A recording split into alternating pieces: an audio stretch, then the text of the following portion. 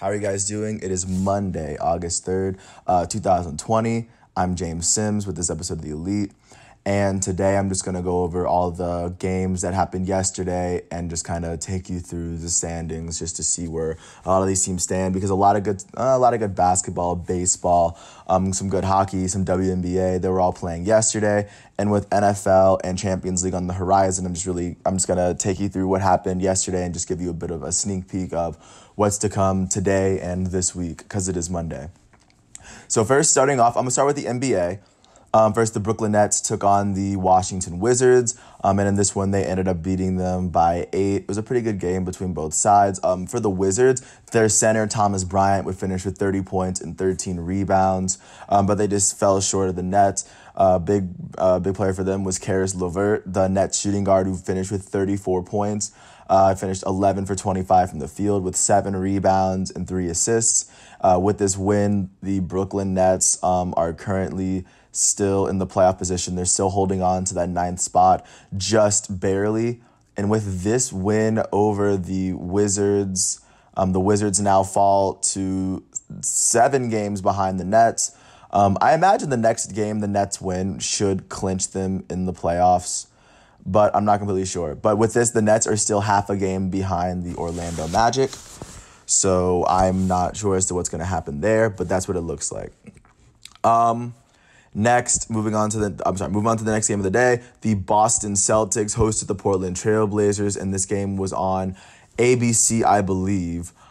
This game went down to the end, but the Celtics pulled it out, especially to make up for the prior game. For the Blazers, their elite point guard Damian Lillard would finish with 30 points, 2 rebounds, and 16 assists for the night. Their center Jusuf Nurkic would finish with 30 points, 9 rebounds, and 5 assists, along with 2 steals and a block, shooting 12 for 20 from the field. Damian Lillard both of them would combine for 60, but they would eventually lose. Gary Trent Jr. off the bench would come in with 21 points, and I kind of like that because I went to school with him. He was in my class, so good stuff. Good stuff, Gary. Going on to the Celtics, Jaylen Brown would go on to score 30 points with 6 rebounds, and Jason Tatum would make up for his 5-point performance by scoring 34 points, shooting 11 for 22 from the field, 5 for 8 from the 3 line, finishing with 4 rebounds, 8 assists, 2 steals, and the Celtics got the win. With this win, the Celtics are now comfortably 2 games ahead of the Heat in the 3rd spot, but they're still 3.5 games behind the Toronto Raptors. But as of right now, they're sitting at 3rd. And with this loss, the Portland Trailblazers now fall to 10th in the West. They're now half a game behind the San Antonio Spurs. They're now sitting at 30 and 38. They're currently 2.5 games behind the 8th place Grizzlies, and they're a game ahead of the 11th place Pelicans. But the Trailblazers, that was a loss that they definitely didn't need, especially at this point in the season. Moving on, the San Antonio Spurs would move ahead of the Trailblazers with a 2-point win over the Memphis Grizzlies. Grizzlies fought hard. Their elite point guard, John Morant, would finish with 25 points, 9 rebounds, and 9 assists for the night, shooting 10 for 18 from the field. And their power forward, Jaren Jackson, finished with 21 and 3 rebounds, following that really big game he had the prior. And then for the Spurs, they just had a bunch of players kind of helping around. DeMar DeRozan, their small forward, would end up with 14, 4, and 7. Their point guard, Derek White, would finish with 16, 6, and 7. Their point guard, DeJounte Murray, would finish 21, 10, and 3. But it was just a well-rounded performance by the Spurs to eventually give them the win. And like I said, the Spurs are now, with this win over the Grizzlies, they're now 2 games behind the Grizzlies in 9th place, still trying to get a playoff spot for Pop. And it's still incredibly possible now with that. Moving on to another game, the Orlando Magic played against the Sacramento Kings, and they won pretty handily, winning by 16. Looking out for the Sacramento Kings, their big performance came off the bench as their center from Duke, Harry Giles III, would score 23 points in 20 minutes, shooting 9 for 11 from the field, getting 8 rebounds, but the Kings just fell short. And for the Magic, their center, Nikola Vucevic, would finish with 23 points and 11 rebounds, 2 assists, and 2 steals on the day. As the Magic, like I said, they got this 16-point win, 132-116. With this win, the Magic jumped to 7th. They are now sitting at 32 and 35, half a game above the Brooklyn Nets. They're currently 8.5 games behind, or 7.5 games behind the 6th place Sixers. I imagine that spot is out of reach, but the Magic are still 7.5 games better than the Wizards. I imagine they have the 7th spot in the East clinched. I am not completely sure. But looking at West, the Kings are now 12th in the West. They're now tied with the Pelicans after that loss. They are currently 3.5 games behind the 8th place Memphis Grizzlies. This is a loss they really didn't need, especially because the playoffs are coming up. Another big game on prime time was between the Bucks and the Rockets, as the two players that fought for the MVP last year, James Harden and Giannis Antetokounmpo, came together and fought it out. But the Bucks would fall short in the end, as the Rockets would just put it away, especially off of Daniel House Jr.'s 3-point dagger to kind of end the game. To me, I think that might have been one of the plays of the game, if not the Jaylen Brown 3 for the Celtics to put the dagger in the Trailblazers. But going on to the actual game, their small forward Chris Middleton would finish with 27 points, 12 rebounds, and 4 assists. All shooting 10 for 18 from the field. Their center, Brook Lopez, would finish with 23 and 12, shooting 9 for 18 from the field. He also added 2 blocks. And their MVP, elite forward Giannis Antetokounmpo, would finish with 36 points in 33 minutes, along with 18 rebounds and 8 assists, as the Bucks just came up short. For the Rockets, their elite shooting guard, James Harden, would finish with 24 points, shooting 5 for 14 from the field, 11 for 13 from the free throw line, 3 for 12 from 3. But also Russell Westbrook would come in. He would shoot 10 for 21 from the field as he dropped 31 points, also added in 6 rebounds, 8 assists, and the Rockets eventually put it away in the end, off a big 3 from Daniel House to kind of put it out of reach for the Milwaukee Bucks.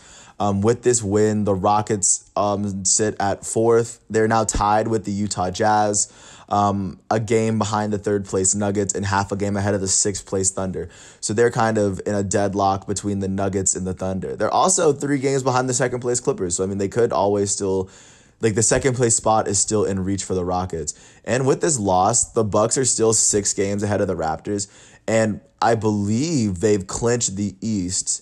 I don't even know if the Lakers have clinched the West yet, but the Bucks have officially clinched the East, and I think they might have the best record in all of basketball. They'll clinch it very soon, but as of right now, they've clinched the East, and I guess even though it doesn't even matter, they'll have home court advantage. They'll have the Bucks graphics around the court when they play in the playoffs.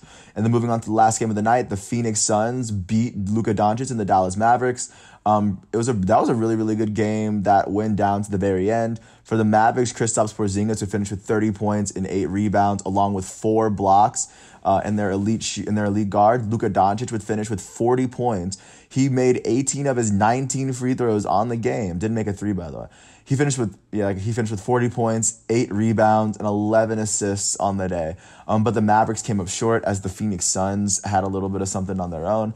As their elite shooting guard, Devin Booker, would drop 30 points in 31 minutes while adding 3 rebounds and 4 assists.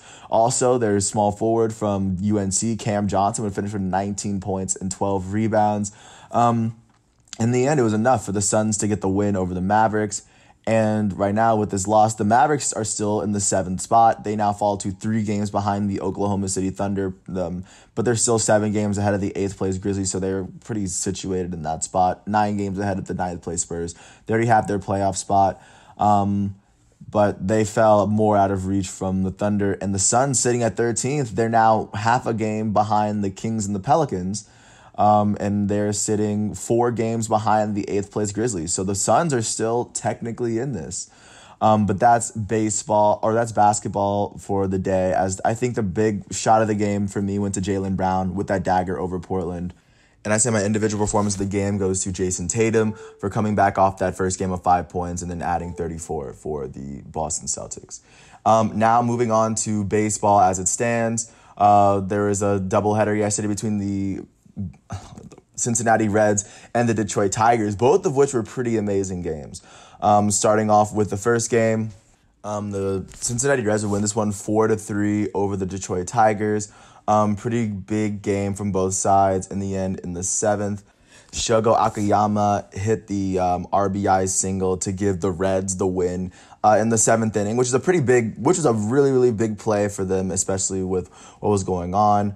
Going on to the pitch, just going on to the game, it was just a big game from both sides. Nick Castellanos would finish 2 for 4 with 3 RBIs, as he had 2 home runs against his former team, 1 in the first and 1 in the third.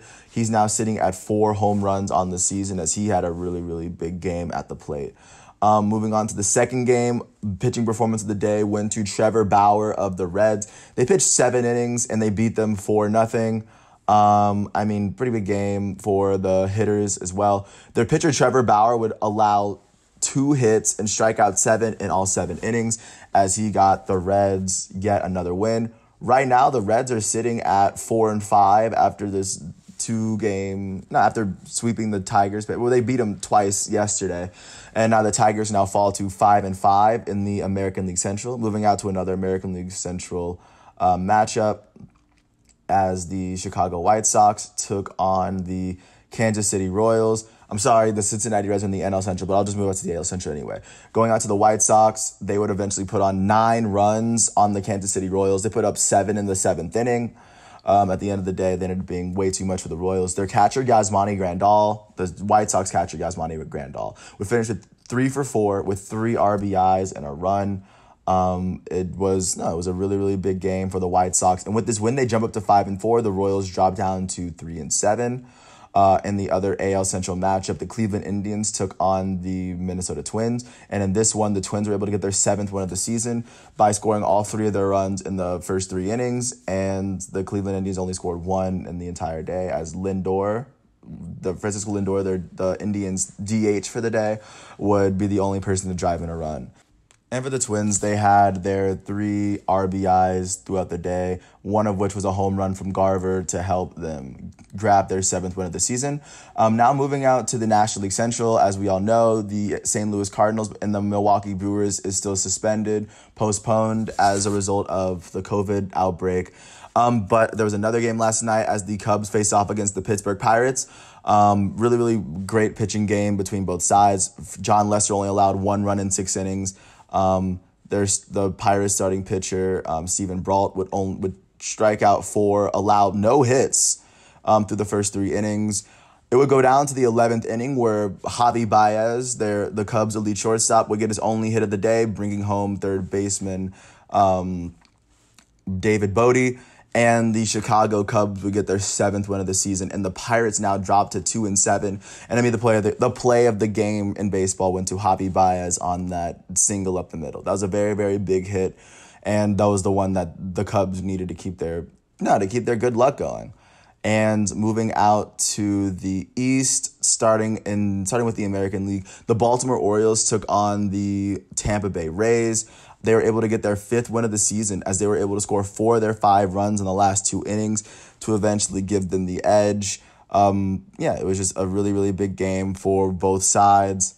Chirinos and Malone would have a really, really good starting outing, as Tommy Malone, the starting pitcher for the Baltimore Orioles, struck out 8, allowing only 1 run in 5 innings, and Chirinos would strike out 3, only allowing 1 run in almost 5 innings. But with this, the Tampa Bay Rays dropped down to 4-6 in the American League East, which is they're still falling out of reach of the first place team, the New York Yankees, who now are sitting at 7-1 following a 9-7 win against the Boston Red Sox. There was a big rally down in the 8th, but I think it would be Aaron Judge would hit 2 home runs this game. He would be the hitter of the day, as he finished 2 for 4, 2 runs off of his 2 home runs. He'd have 5 RBIs on the day for the Yankees, including a 2-run shot when they were tied at 7 to give them the win over the Red Sox, who now fall to 3-7.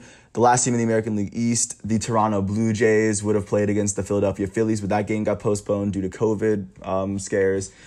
The other matchup between the NL East teams, the Washington Nationals and the Miami Marlins, they would get postponed, as the Marlins are dealing with COVID out. They're at the deal with quarantining as well. The only NL East matchup that happened was between the Atlanta Braves and the New York Mets yet again. And with this, the Atlanta Braves would jump to 7-3 following a 4-0 shutout of the New York Mets. The Braves would combine for 12 strikeouts, 5 from their starting pitcher Kyle Wright in their first 3 innings. For the Mets, David Peterson would finish with 8 strikeouts, but he'd allow 3 runs. Ronald Acuna Jr. would finish 1 for 3 with an RBI on a bases-loaded walk. Freddie Freeman would finish 1 for 4 with 2 RBIs on the day. And like I said, the Braves now jump to 7-3, and the Mets now fall to 3-7. Now those are the games that happened yesterday, at least in the East. Let me take it out to the West before I finish out. Starting with the Rockies-Padres, the Rockies were able to get their 6th win of the season as they beat the Padres 9-6 after a big 4-run 7th, kind of put them out of reach. San Diego scored 5 of their 6 runs in the last 2 innings, but it wasn't enough. For the Rockies, their first baseman, Daniel Murphy, would finish with 4 hits. He'd finish with 2 RBIs and 2 runs on the day, one of which being his very first home run of the season. Yeah, big game for him. Matt Kemp would have a big day on the day. He would finish 2 for 4 as he hit his second home run of the day. And looking out for and also for them, their third baseman, their elite third baseman, Nolan Arenado, would finish 0 for 4 on the day. Looking at the Padres side, their shortstop, Fernando Tatis, would finish 1 for 5 with a run. Their designated hitter, Manny Machado, would finish 2 for 5 with a run and 2 RBIs on the day. And with this, the Padres now fall to 6-4 in the National League West, which is not good considering the Los Angeles Dodgers got a 3-0 shutout win against the Arizona Diamondbacks. The Diamondbacks fall to 3-7 as they were basically shut out by Clayton Kershaw in the first almost 6 innings, striking out 6, only allowing 3 hits, allowing no runs. In his debut of the season. He was going to start opening day, but he had back issues. But it's a good thing that he's back. And then the starting pitcher for the Arizona Diamondbacks would be Merrill Kelly, who allowed only 3 runs, but his 3 runs would be to Cody Bellinger, who hit his first home run of the season. He'd finish 1 for 4 with 2 RBIs as he had the first 2. He had a 2-run home run in the first. And then Mookie Betts, the right fielder, would finish 2 for 3 with an RBI and a run as he hit his second home run of the season. So Merrill Kelly's his only 3 allowed runs were given up to former MVPs. Like, I can't get mad at him for that. And then additionally, the San Francisco Giants hosted the Texas Rangers, but eventually the Rangers put on 4 in the 7th. 3 of those runs came from a 3-run shot from Joey Gallo into deep center field to kind of put the dagger in the Giants. With this win, the Rangers are now 3-5, and the Giants now fall to 5-5. Pretty big pitching performance, pretty big game from both sides. But the Rangers, it was a much needed win because even at 3-5, there's still a tight race in the AL West. Starting off with the A's and the Mariners, the A's would finish this one 3-2 as all 3 of their runs would come off of a Laureano home run. As Ramon Laureano had a 3-run shot in the 5th inning. And this would be off of Anthony Misiewicz. Sorry if I butchered his name, but it was a very, very big game for the Oakland A's. They now jump to 5-4. The Mariners now fall to 4-6 in the West. And then finally going out to Anaheim, the Houston Astros would get their 5th win of the season in extra innings as Alex Bregman would send the game-winning single up the middle, bringing the game-winning run home. And the Astros are now 5-4. The Angels now fall to 3-7. Shohei Ohtani would make his second start. He would allow 2 runs in his first 1.2 innings pitched. His ERA is at 37.8, by the way. But Anthony Rendon, their third baseman, finished 1 for 4 with a run. Their designated hitter, Albert Pujols, would finish 1 for 4 with a grand slam, and he's now 2 home runs behind Willie Mays on the all-time list. Also, for the Astros, Jose Altuve, their elite second baseman, would finish 0 for 6 on the day. Their third baseman, Alex Bregman, would finish 2 for 6 with 2 RBIs, including the game-winning run, and he finished with a run on the day. And that would be that would be enough for the Astros, to have a firm hold on the best record in the AL West. And now that I've gotten through those, I'm just going to go through the standings really quickly as they look out, especially in baseball. First, I'm going to start with the American League East. At the top, you have the New York Yankees square by themselves at 7-1. 2 games behind them, you have the 5-3 Baltimore Orioles. A game and a half behind the Baltimore Orioles, you'll find the 3-4 Toronto Blue Jays, who are 3.5 games behind the Yankees. Half a game behind the Blue Jays, you'll find the 4-6 Tampa Bay Rays, who are now 4 games behind the Yankees. And sitting at last, a full game behind the Tampa Bay Rays, you'll find the 3-7 Boston Red Sox, who are now 5 whole games behind the New York Yankees. Now moving up to the AL Central, you have the Minnesota Twins by themselves sitting at the top, who are 7-2. 2 games behind the Twins are the 5-4 Chicago White Sox. And half a game behind the White Sox, you'll find the 5-5 Cleveland Indians and the 5-5 Detroit Tigers, who are both 2.5 games behind the leading Minnesota Twins. And 2 games behind the Indians and the Tigers, the Kansas City Royals are sitting at 3-7, 4.5 games behind the Minnesota Twins.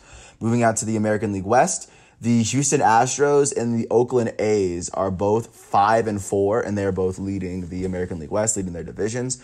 1.5 games behind both these teams are the Seattle Mariners and the Texas Rangers. The Mariners are 4-6. The Rangers are 3-5. They're both 1.5 games behind the leading Astros and A's. And in last place in the American League West at 3-7, the Los Angeles Angels are 2.5 games behind both the Astros and the A's, which is basically a series. Moving out to the National League, the Atlanta Braves hold the sole lead over the National League East, as they and the Mets are the only 2 teams that have played more than 7 games so far. The Braves are now 7-3, 1.5 games over the second place Miami Marlins, who are still sitting at 2-1 because they still have they're still being quarantined due to the coronavirus. Sitting 1.5 games behind the Marlins because the Marlins are still 2-1, a game above 500. You have the 3-4 Washington Nationals and the 1-2 Philadelphia Phillies, who still haven't played because they had that whole thing with the Marlins. And in last place in the National League East, the only other team that's played 10 games, the New York Mets, are now 3-7, 4 games behind the first place Braves. And it looks like it might be a race between those two and the Nationals. But I don't know. The Nationals just went on quarantine. We'll see what happens with them. Going to the NL Central, the Cubs are sitting by themselves at the top of the National League Central at 7-2. 2.5 games behind the Cubs. In second place are the 3-3 Milwaukee Brewers, who are right now being quarantined out of fear of coronavirus being spread. Behind them, sitting at 4-5, are the Cincinnati Reds, who are 3 games behind the first place Cubs and have played more games than Milwaukee. So, I mean, they're currently in that position right now. Tied with Cincinnati, 3 games behind the Cubs, are the 2-3 St. Louis Cardinals. They have only played 5 games because there might be a fear that there might have been a coronavirus leak within the Cardinals organization. And in last place in the NL Central are the 2-7 Pittsburgh Pirates, who are now 5 full games behind the first place Cubs, and that's the series that was just taking place right now. Moving out to the National League West, right now it looks like the best division so far. The Colorado Rockies and the Los Angeles Dodgers are both sitting at the very top. The Colorado Rockies are 6-2. The Dodgers are 7-3. They're both 4 games above 500. And a game behind them are the 6-4 San Diego Padres, who are just sitting atop the West. And a game behind the Padres are the 5-5 San Francisco Giants, who are 2 games behind the Rockies and the Dodgers. And last place in the National League West are the 3-7 Arizona Diamondbacks, who are now 4 games behind the first place Rockies and the Dodgers. So that's baseball today. And just to give you a little bit of insight into what's going to go down today, really the big games to look out for. 2-0 Sonny Gray is going to make his 3rd start as the Reds take on the Indians today at 6:40. Garrett Cole's going to make his 3rd start as he tries to get his 3rd win against the Philadelphia Phillies, as the Phillies are now able to play for the first time since being quarantined. Additionally, the Braves are going to play as Mike Soroka makes his 3rd start against Jacob deGrom, who's also making his 3rd start. Another big game between all these. You have Frankie Montas making his 3rd start for the A's as they take on the Mariners. Walker Buehler's making his 3rd start for the Dodgers as they're facing off against Chris Paddock and the San Diego Padres. And then really just looking out to what's going on in basketball with the games that are happening today within the bubble, because they still have 2 weeks before the season ends. Looking to see what's going on. The first game that happens today, you have the Raptors playing the Heat at 1:30 on NBA TV. Following them, you have the Nuggets and the Thunder, both pretty good games, the Nuggets and the Thunder, with Jokic and Chris Paul. That's a 4-point game right there.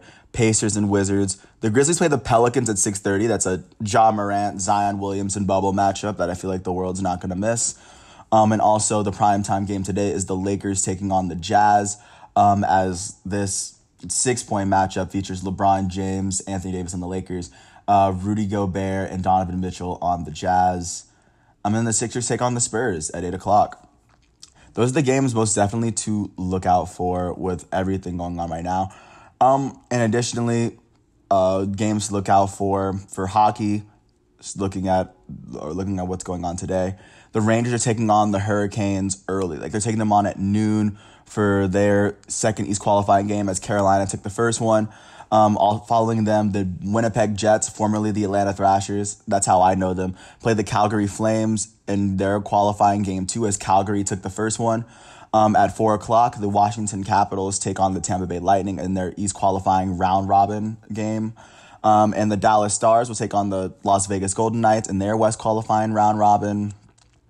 Additionally, the Montreal Canadiens will take on the Pittsburgh Penguins for their East qualifying game 2, as Montreal took the first one.